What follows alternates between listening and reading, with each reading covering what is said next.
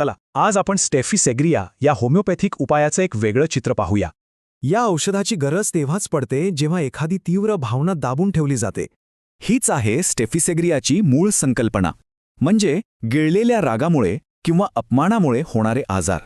अशा परिस्थितीत तीव्र अपमान व्यक्त करता येत नाही आणि मग आतल्या आत अस्वस्थता वाढते. मग ही दाबलेली भावना शरीरातून नक्की कशी बाहेर पडते, चला पाहूया. पुरुषांमध्ये स्टेफिसेग्रिया 2 वेगवेगळ्या गटांमध्ये खूप उपयोगी ठरते. म्हणजे लघवीचा प्रवाह कमी होणं किंवा मूत्राशय पूर्ण रिकामं न झाल्यासारखं वाटणं. यात आत्मविश्वास कमी होणं किंवा शीघ्रपतनासारख्या समस्या दिसू शकतात.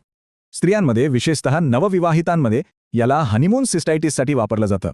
यात वारंवार लघवीला जाण्याची इच्छा होते आणि पोटात दाब जाणवतो. पण याचे एक खास लक्षण आहे.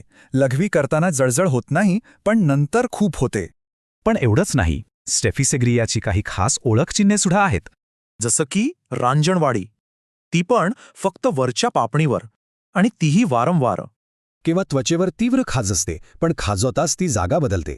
दात काळे पडणं, सहज किडणं आणि दुखणं हेही एक लक्षण असू शकतं. चाकू किंवा शस्त्रक्रियेमुळे झालेल्या स्वच्छ जखमा लवकर भरून काढायला हे मदत करतं. रात्री किंवा सकाळी उठल्यावर होणारी पाठदुखी हेही याच कमजोरीमुळे असू शकतं. त्यामुळे फक्त एका लक्षणावर नाही, तर संपूर्ण चित्रावर लक्ष द्यावं लागतं. थोडक्यात काय, तर तीव्र अपमान आणि शारीरिक आजार यांच्यातला संबंध ओळखायला हवा.